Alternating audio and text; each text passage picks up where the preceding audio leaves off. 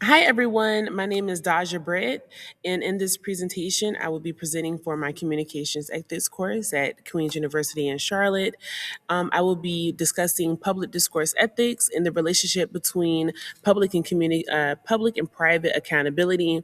I'll explain the concept from Chapter 6 applied to a Supreme Court case, connected to a scholarly research, examine a media example, and reflect on how it relates to my own experience as both an educator and media professional.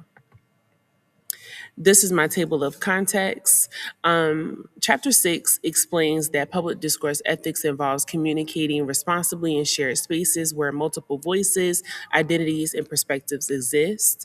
Public discourse is not only about the freedom of expression, it's about also understanding how our communication affects others. Today, I'll explore ethical communication and how that becomes more complex when public and private boundaries begin to overlap with one another. Public discourse ethics focuses on communication that takes place in a shared public space. These spaces include communities, organizations, schools, and digital platforms where people engage with ideas from one another. The key ethical responsibility is balancing free expression with awareness of how our words affect the larger community. Communication becomes ethical when we consider both our rights to speak and our responsibility to others. Chapter 6 distinguishes between public and private spaces. Public space is where communities engage in discussion and decision making, while private spaces allow for personal relationships and protected boundaries to exist. Today, social media often blurs those boundaries. A message intended for a small audience can quickly become public through screenshots, reposting, or sharing the message that was originally once wanted to be private. This creates ethical challenges because private communication can suddenly face public judgment. And a strong example of this, where this line was blurred, was the Supreme Court case, Mahani Area School District versus BL. A student posted a frustrated Snapchat message after not making the varsity cheerleading team.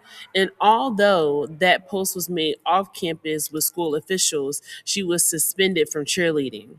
The Supreme Court ruled that the school violated her First Amendment rights while also recognizing that school may regulate certain off-campus speech involving threats, harassment, bullying, and other major disruptions.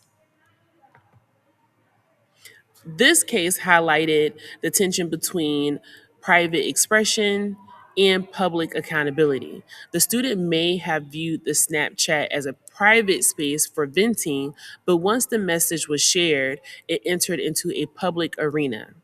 At the same time, the school had a responsibility to maintain order and protect its community.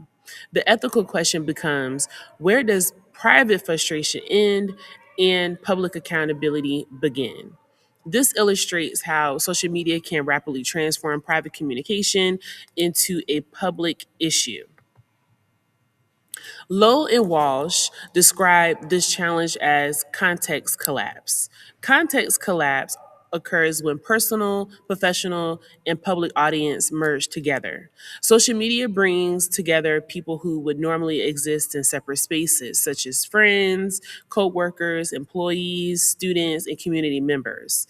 As a result, messages intended for one audience may be interpreted by many, leading to misunderstanding, embarrassment, or professional consequences. In a collapsed context, a single message is visible to everyone regardless of its intended intimacy or audience. This concept is especially relevant to me because I occupy multiple public roles. As an educator with Charlotte Mecklenburg Schools and as a media host, I must think carefully about my communication and how it may be interpreted by different audiences. For example, I may have private frustrations or opinions, but I must consider students, families, colleagues, and my professional reputation before sharing them publicly. Public discourse ethics requires discernment and intentional communication. maintaining professional distance and serving as a role model for my students in the public education system versus navigating the digital space where private expressions can instantly become public record and impact brand reputation, whether it's my own or whoever I'm interviewing.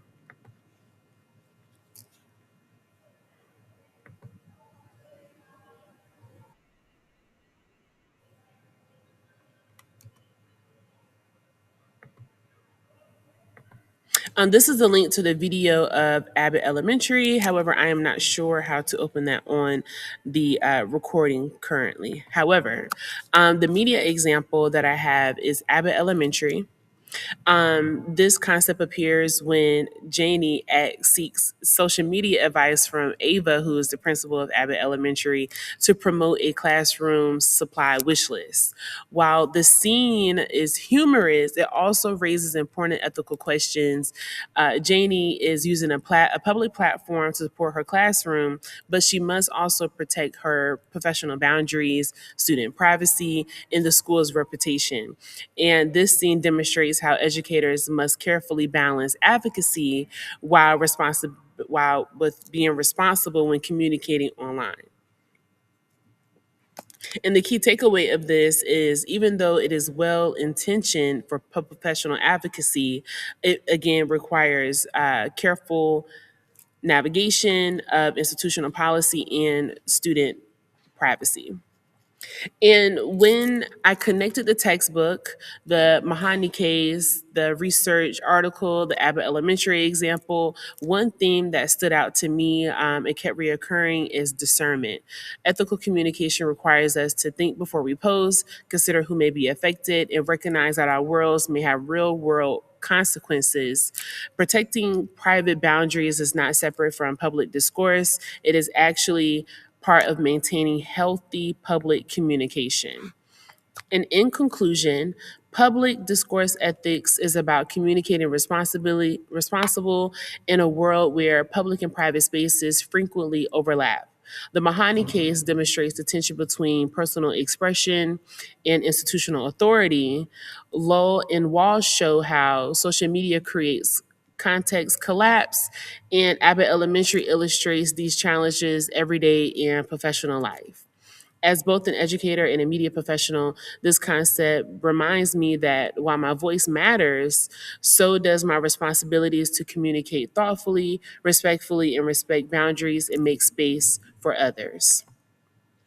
And this is my reference for my literature, legal, media, and the theory surrounding professional public discourse. Thank you so much.